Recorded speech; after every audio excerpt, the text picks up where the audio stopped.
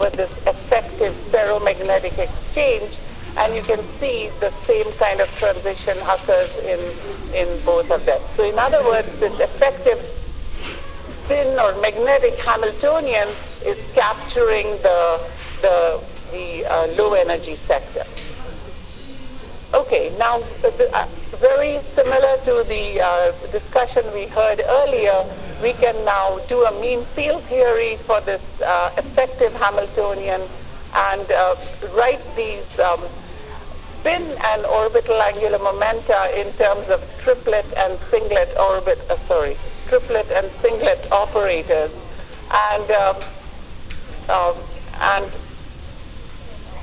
and we can describe this transition essentially as a condensation of these triplons. So on the non-magnetic side over here, we have a singlet condensate, but the triplet band is gapped. And as we cut across this transition, at the transition, this gap closes, and there's a triplet condensate now. In this, we are claiming it will happen at k equal to 0, because this is a condensation into the ferromagnetic state. Okay, so the next point is to see if we could make some predictions for experiments that might unequivocally go and see some of these coupling between the orbital and spin paths. And the obvious experiment to go to is resonant X-ray scattering. What happens here is you shine a photon with momentum k, and it scatters to k prime with an angle theta, and you can also control the polarization of the incoming and outgoing photon. And essentially, at resonance, this is just looking at elastic scattering. You have the dipole matrix element that connects the ground state to the intermediate state and then back to the ground state. So the excitations we are looking at are excitations from the oxygen P levels to the D levels on the transition metal ion. Now we know from B.J. Kim's work that in the iridates, which are these D5 elements, your L from the P half to D orbitals, that particular excitation mode is strongly suppressed because of these complex, the complex nature of the matrix elements, which produces this destructive interference. But the L3 edge is finite, and that was the signature that was used to say that these were strongly spin-orbit coupled. What we find is in the D4 case, this is shown in red, in the D5 case, even when it was finite, there was no change in the scattering cross-section across as you change spin-orbit coupling. But in the D4 case, which is what we are talking about, what you see is a sharp transition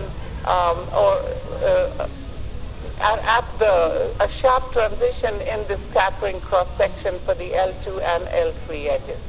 So that would be a very distinct signature. If this material was antiferromagnetic, then again there would be a cancellation from both of those atoms, and these scattering cross-sections would not be finite. So this can be expanded on. This kind of analysis can be expanded on further. Okay, so let me conclude with this part and so essentially what I have discussed are materials with 4 electrons in the D shell, and shown that they can indeed be magnetic.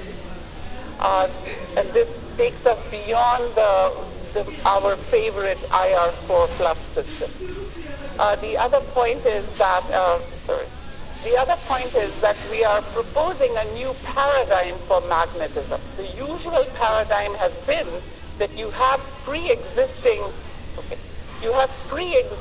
moments, and then the question comes about as to how they might order. Here the point is the single atom was non-magnetic, but it was actually hopping which generated both the local moments and dictated the nature of the ordering. And for typical values of JH over U that exist in these materials, we predict a ferromagnetic ordering in which F total is maximized, but L total, in order to delocalize or favor the hopping, is projected to an intermediate value, leading to some kind of an orbitally entangled ferromagnet. Now, the story can change if there are distortions, in which case the ferromagnet can lead to an antiferromagnet. And the other point to remember is, if the Hund's coupling for some reason gets renormalized and becomes small, then that is another route to getting antiferromagnetism even without distortion. Okay, so with distortion, it's actually fairly easy and trivial to understand why you might get antiferromagnetism, because once you have these three orbitals and the system undergoes a distortion, which I'll show you in some materials, and the dxy, let's say, becomes lower in energy, then on the different atoms, you get like a ferro-orbital ordering of dxy. So every atom has dxy doubly occupied.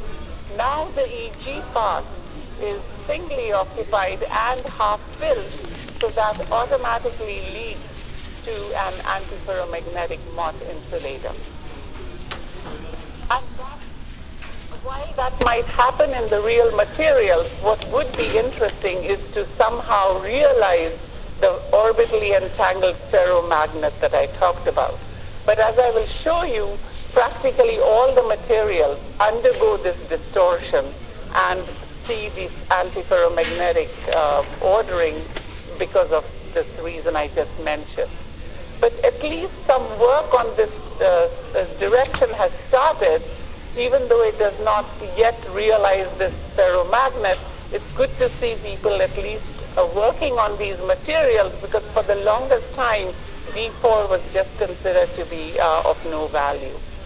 So the transition metals on which experiments have been done are ruthenium, osmium, and iridium.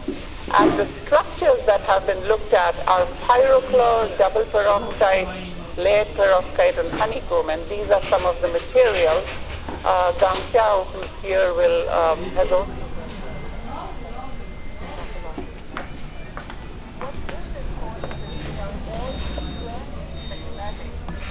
And they're also